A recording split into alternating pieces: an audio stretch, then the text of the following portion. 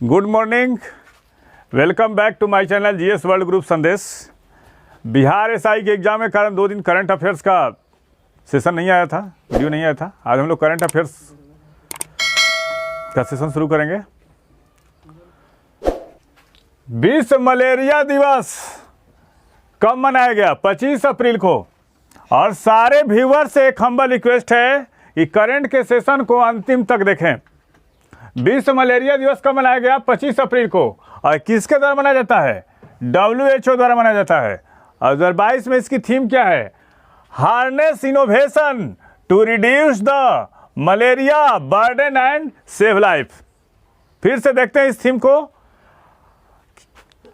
Harness innovation to reduce the malaria burden and save life. 2022 में 25 अप्रैल को malaria दिवस मनाया जाता है और उसकी थीम यही है। और पहली बार कब मनाया गया था? पहली बार 2008 में मनाया गया था। कब मनाया गया था? 2008 में। थोड़ा बोर्ड पे देखें आप लोग। पहली बार 2008 में। अब भारत में मलेरिया उन्मूलन के प्रयास कब से शुरू किए थे? 2015 में शुरू किए गए थे। पूछेगा कि मलेरिया उन्मूलन के प्रयास कब शुरू किए गए थे? 2015 में। और इस दिन को मनाने का मकसद क्या है? मलेरिया बुखार के प्रति लोगों में जागरूकता फैलाना है। और ये बताइए हमको, मलेरिया किससे होता है? ये होता है मादा एनोफ्लीज मच्छर के काटने से। किससे होता है? मादा एनोफ्लीज मच्छर के काटने से होता है। नेक्स्ट क्वेश्चन पे आते हैं हम लोग। 25 अप्रैल को नई दिल्ली में शुरू हुए रायसीना डायलॉग के मुख्य अतिथि कौन है? रायसीना डायलॉग होता है और किसके द्वारा आयोजित किया जाता है? ये विदेश मंत्रालय द्वारा, ऑब्जर्वेशन फाउंडेशन द्वारा आयोजित किया जाता है। ठीक है। और इसके अध्यक्ष कौन है? उर्सुला वान डेर लेन। और यूरोपीय आयोग के अध्यक्ष हैं कौन? यूरोपीय आयोग। कहाँ आयोजित हो रहा है? तो नई दिल्ली में हो रहा है। कहाँ पे? नई दिल्ली में। और इसका विषय क्या है? टेरा नोवा इम्पेशिएंट एम्परलाइड है। और इसका कौन सा संस्करण आयोजित हो रहा है? 7वां संस्करण आयोजित हो रहा है। किसका? 7वां संस्करण। और इसमें और एक बात और बता दें कि बिहार एएसआई का जो एग्जाम हुआ, इस ग्रुप में, इस चैनल से और इस क्लास में जहां पर हम पढ़ा रहे हैं, वहां से करीब करीब जो टफ क्वेश्चन की जो श्रेणी होती है वो 20 से 25 क्वेश्चन लड़े हैं। 20 से 25 क्वेश्चन लड़े हैं, यहां से लड़े हैं जो हमने पढ़ाया है। इसका 7वां संस्करण आयोजित हो रहा है। इसमें 90 से ज़्यादा देशों तथा बहुपक्षीय संगठनों के 210 से अधिक वक्ताओं के साथ 100 से अधिक सत्र होगा। और यह कब से आयोजित हो रहा है? 2016 से आयोजित हो रहा है। और यह किस प्रकार का सम्मेलन है? यह भू राजनीति और भू अर्थशास्त्र पर भारत का प्रमुख सम्मेलन है। सिपरी 2022 की रिपोर्टों के अनुसार सबसे ज्यादा सैन्य खर्च करने वाले देशों में शीर्ष पे कौन सा है? अमेरिका। दूसरे स्थान पे कौन है? दूसरे स्थान पे है चीन है। और तीसरे स्थान पे कौन है? सिपरी के रिपोर्टों में तीसरे स्थान पे है भारत। और चौथे स्थान पे कौन सा है? चौथे स्थान पे यूके है। और 5वें स्थान पे कौन सा देश है? रूस है। पूछेगा कि सिपरी की रिपोर्टों के अनुसार सर्वाधिक सैन्य खर्च करने वाले देशों में शीर्ष पे कौन सा देश है? अमेरिका है। और भारत का स्थान तीसरा है। Stockholm international peace research institute, और यह एक स्वतंत्र अंतर्राष्ट्रीय संस्थान है जो संघर्ष, आयुध, हथियार नियंत्रण और निशस्त्रीकरण में अनुसंधान के लिए समर्पित क्या है? एक थिंक टैंक है। और इसकी स्थापना कब की गई थी? 1966 में। और मुख्यालय कहाँ है? स्टॉकहोम में है। नीति आयोग के उपाध्यक्ष कौन बने हैं? सुमन बेरी। और इन्होंने, राजीव कुमार ने इस्तीफा दे दिया। उसके बाद सुमन बेरी इस पदभार को ग्रहण करेंगे। National institute of transforming India. और नीति आयोग ने किसका स्थान लिया था? तो नीति आयोग ने योजना आयोग का स्थान लिया था। योजना आयोग का स्थान लिया था। इसके पहले उपाध्यक्ष कौन थे? इसके पहले उपाध्यक्ष थे अरविंद पनगड़िया।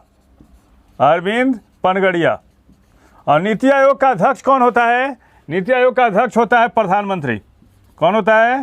प्रधानमंत्री होता है। अब इसके सीईओ कौन है? इसके सीईओ है अमिताभ कांत। कौन है? अमिताभ कांत है। अमिताभ कांत है। और नीति आयोग है क्या? यह भारत सरकार का नीतिगत थिंक टैंक है जो दिशागत और नीतिगत इनपुट प्रदान करता है। जो नीति आयोग के उपाध्यक्ष कौन बने हैं? सुमन बेरी और राजीव कुमार के इस्तीफा देने के बाद ये बने हैं। इनका और कब पदभार ग्रहण करेंगे? 1 मई 2022 से पदभार संभालेंगे। फ्रांस का दूसरी बार राष्ट्रपति कौन बने हैं? Emmanuel Macron. और किसको हराया है? मरीन पेन को हराया है। और फ्रांस का राष्ट्रपति का कार्यकाल कितना साल का होता है? 5 साल के लिए। आप लोग कमेंट बॉक्स में बताइएगा कि फ्रांस की राजधानी पेरिस जो है किस नदी के किनारे है। और मैक्रो 2 दशकों में लगातार दूसरी बार राष्ट्रपति चुने जाने वाले पहले राष्ट्रपति हैं। और यूरोप के किस देश को लघु यूरोप कहा जाता है? लघु यूरोप कहा जाता है फ्रांस को। और फ्रांस की राजधानी कहाँ है? पेरिस। और विश्व की जन्नत किसको कही जाती है? विश्व की जन्नत कही जाती है पेरिस। विश्व की जन्नत, विश्व की जन्नत किसको कही जाती है? पेरिस को। और शैंपेन शराब के लिए कौन सा देश मशहूर है? तो शैंपेन फ्रांस है।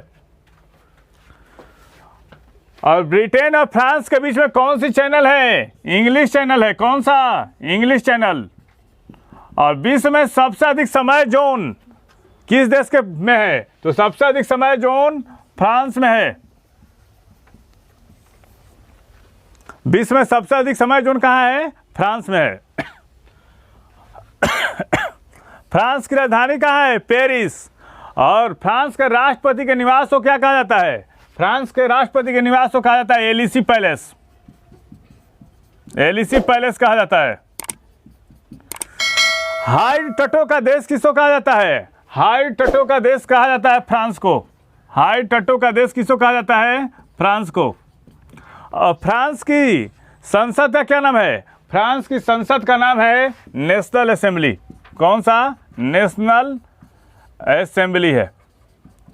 National assembly.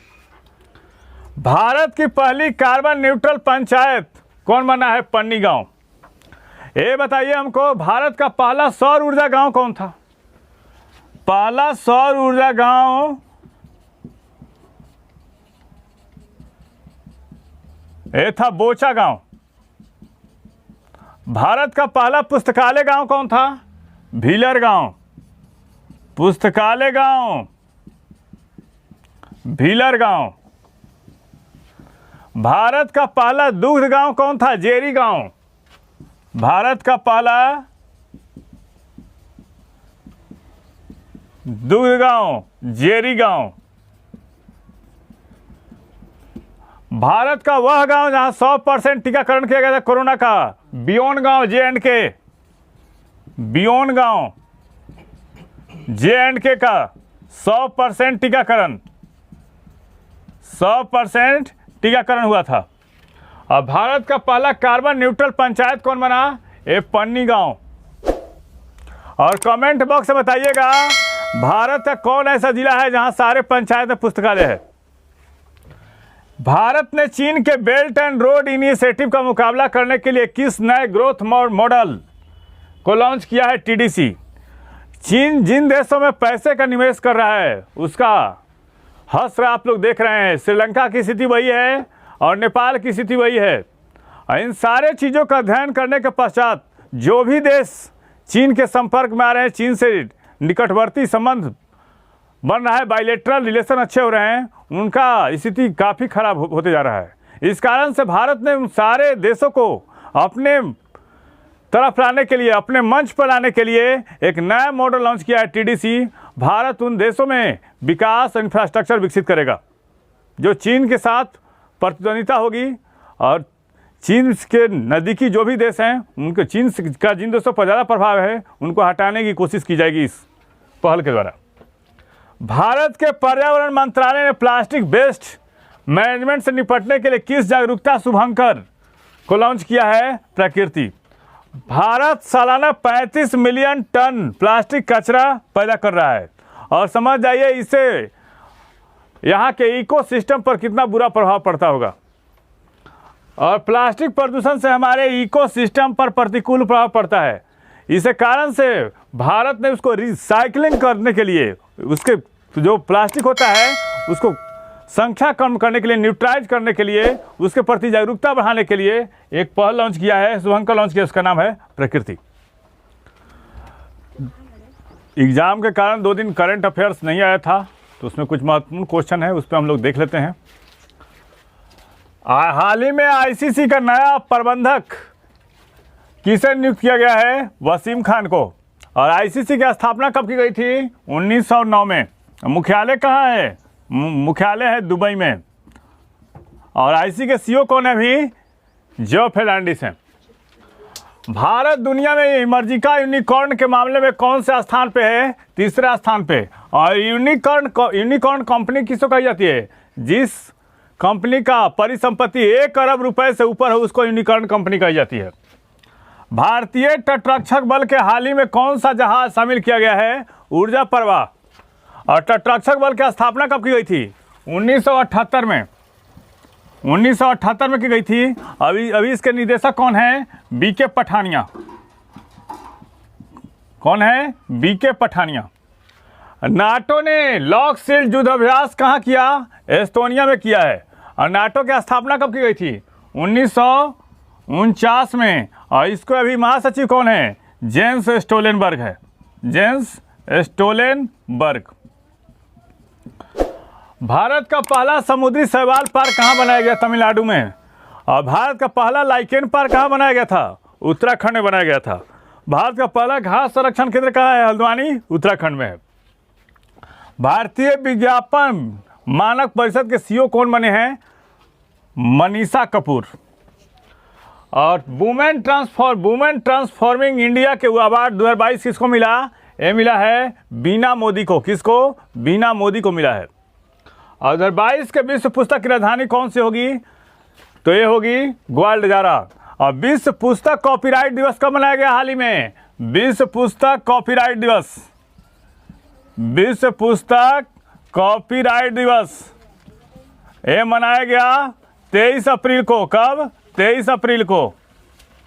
और पंचायती राज दिवस कब मनाया गया? पंचायती राज दिवस मनाया गया 24 अप्रैल को। पंचायती राज दिवस कब मनाया गया? 24 अप्रैल को। इस चैनल के माध्यम से सही विषयों का तथ्यपरक विश्लेषण किया जा रहा है। आप इस चैनल से जुड़िए, लाइक कीजिए, सब्सक्राइब कीजिए। Thank you.